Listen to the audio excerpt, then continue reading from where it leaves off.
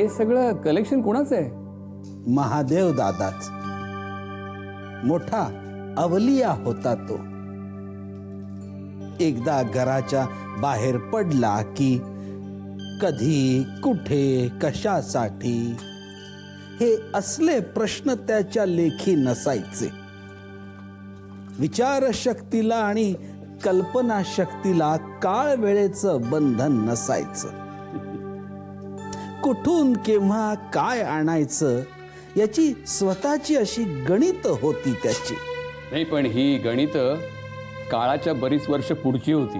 ह्या वस्तू सांगतायत. यातल्या किती गोष्टी बाजारात मिळतील? मिळणारच नाही, कारण या गोष्टी इतिहास जमा होणार हे त्याने आधीच ओळखलं होतं. काय आहे, काळाच्या पुढे असणाऱ्यांची नेहमीच हेटाळणी होते.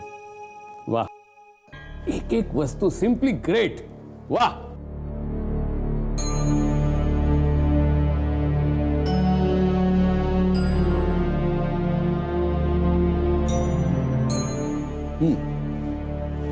हे बघ. हां काका, महादेव आजोबांच्या न सुटलेल्या कोड्यांपैकी हे एक कोडा.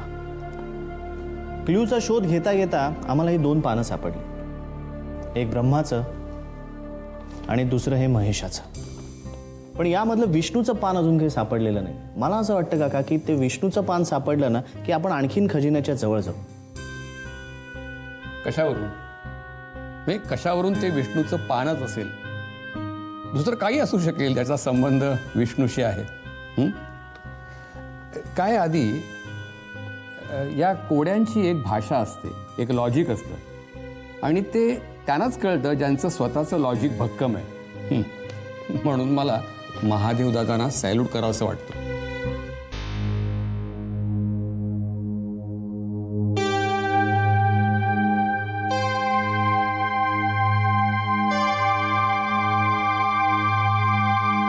अंतिम साध्य एकच, पण तिथपर्यंत जाणारे रस्ते अनेक.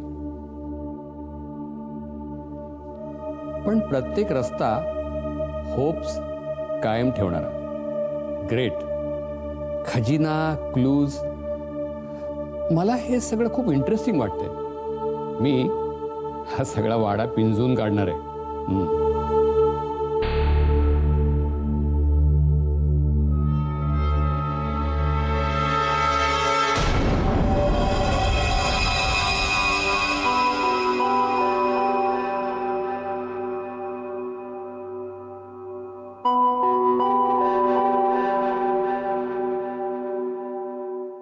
इंदुमती, गेल्या जन्मात तुझी झुंज एकटीची होती. या जन्मात सोबत सुलेखा आहे हे विसरू नकोस. आता पुढे पाऊल टाकायचं ते सावधगिरी बाळगून, सगळा अंदाज घेऊनच.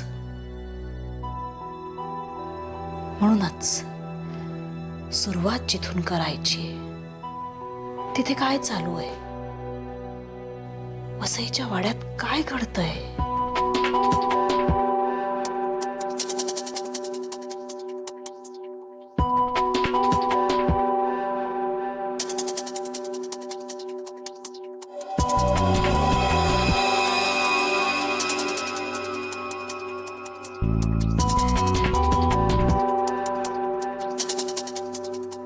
वा, hats off to you Mahadev Shastri, you are simply great. काय झालं काका? ही खजिन्याची कोडी आणि त्यांचे क्लूज म्हणजे मानवनिर्मित पासवर्डची अजब साखळी आहे. प्रत्येक कोड सोडवायचं तर आहे, पण ते विशिष्ट क्रमाने सोडवायचंय. क्रम चुकला तर आपण तिथल्या तिथे फिरत राहू. तसं झालंय खरं. बऱ्याच कोड्यांची उत्तर शोधता शोधता गीतेमधल्या नैनम छिंदंती शस्त्राणी या श्लोकापर्यंत येऊन थांबलो, चकव्यात अडकल्यासारखे. आजोबा, ज्या अर्थी तुम्ही सांगितलेले बरेच क्लूज त्या श्लोकासंबंधी आहेत, त्या अर्थी गीतेत ज्या ठिकाणी हा श्लोक आहे तिथे काही सापडू शकेल? महादेव दादाच्या गीतेची पारायण केली आहेत मी, पण काहीच सापडलं नाही. हरकत नाही. पुन्हा एकदा प्रयत्न करून बघू. विष्णू, महादेव आजोबांची गीता ना आत्ता आणतो मालक.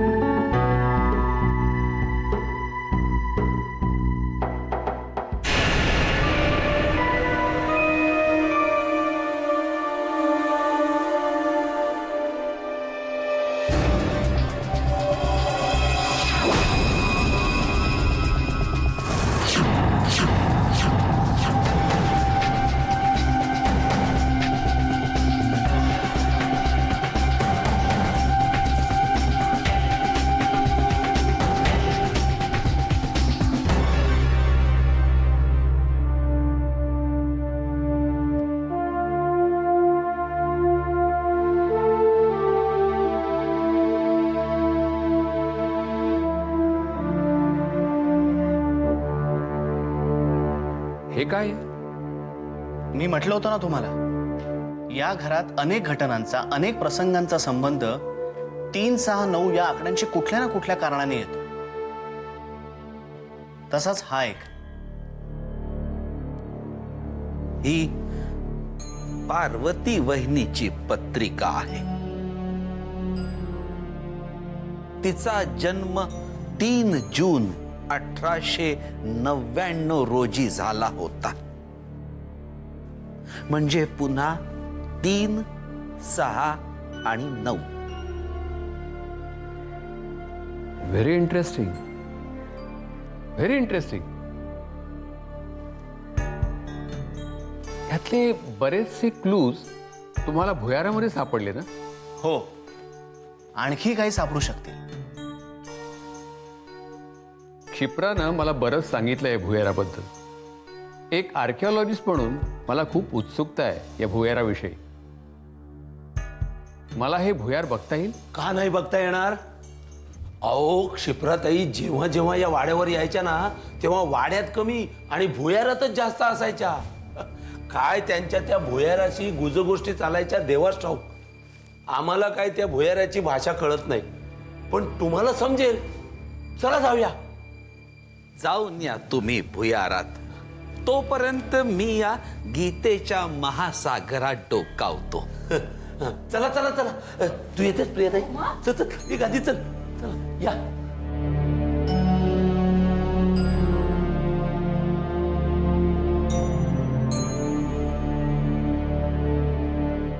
आजोबा, गीतेमध्ये 18 अध्याय आहेत ना? 3 + 6 + 9 18.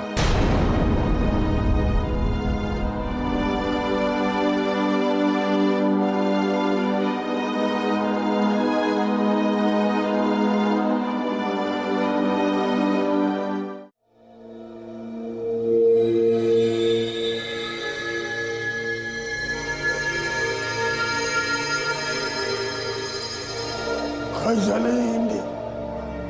गेला, कधी गेला? का केलंस तोस? जो मारायला पाहिजे होतं तो मारला नाहीस.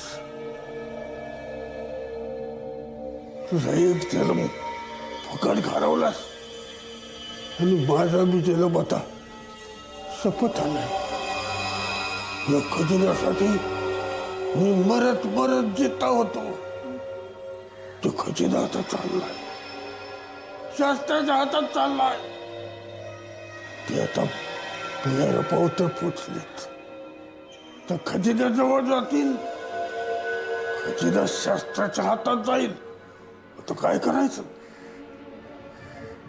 तू पुन्हा जन्म घेशील म्हणून वाट बघत असस तडपडत राहायचं मी.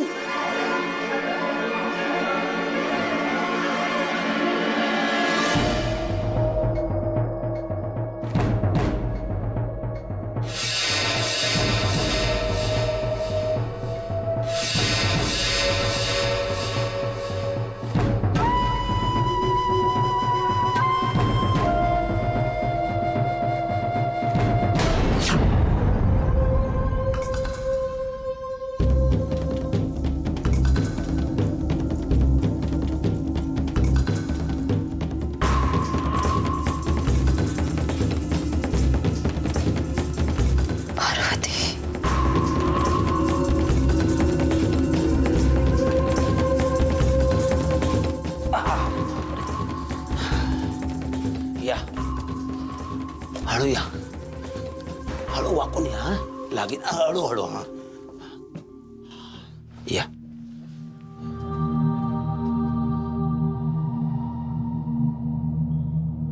सांभाळून ग.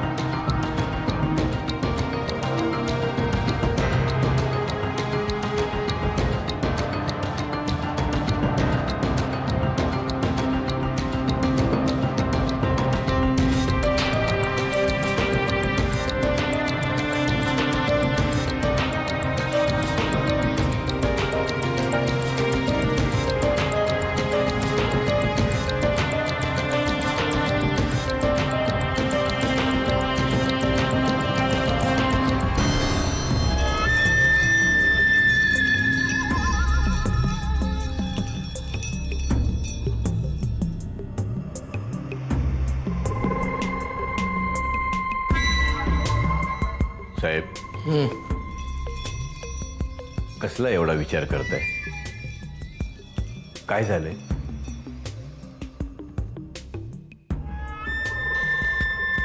काय झालेलं नाही, पण लवकरच होणार आहे. पण आधी आपण करायचं, मग होणार आहे. म्हणजे मी नाही समजलो. काय करायचंय? त्या वजलवारचं श्राद्ध करायचं. त्याच्या 10व्याचं 12व्याचं गाव जेवण घालायचं. त्यानं अभिमानच्या बाबतीत केलेल्या सर्व चुकांना एकदम एकत्र मुक्ती द्यायची. आणि त्याने काय होणार आहे? म्हणजे शांती मिळणार आहे. जिवंतपणे माझ्या आत्म्याला शांती मिळणार आहे. हा भ्रम आहे तुमचा बा. म्हणजे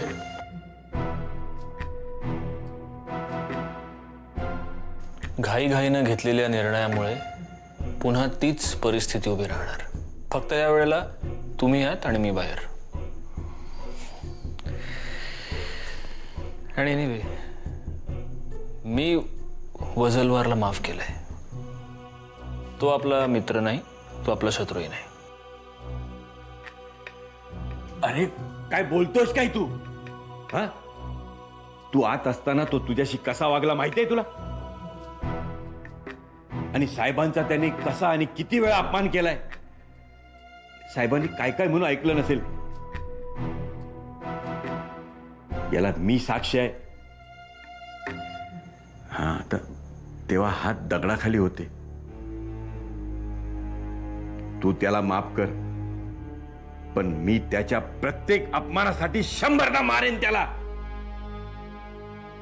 परमेश्वर काका, नशीब समज त्याने तुला आणि बाणनं उचलून आत नाही टाकला आणि तो हे सहज करू शकला असता. त्याच्या अधिकारात तो काय काय करू शकला असता याची जाणीव तुम्हाला नाहीये का? तो एखाद्या सामान्य कैद्यासारखं मला वाटेल तेव्हा बडवू शकला असता, पण त्याने तसं नाही केलं. माझ्या केसाला सुद्धा हात नाही लावला त्यांनी.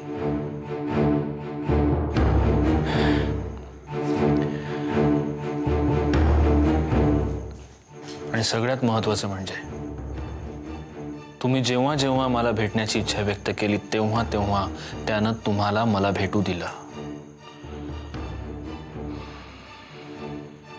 तुमच्यातल्या बापाचं दुःख त्या इन्स्पेक्टर मधल्या माणसानं ओळखलं आणि म्हणूनच त्यानं तुमची सगळी थेर सहन केली बा. हे बघा, माझ्यासाठी पण तो वजलवार काही थोर नाही, पण तुम्ही त्याचं काही करावं इतका तो नीचही नाही. अर्थात हे माझं मत आहे, बाकी तुम्ही ठरवा.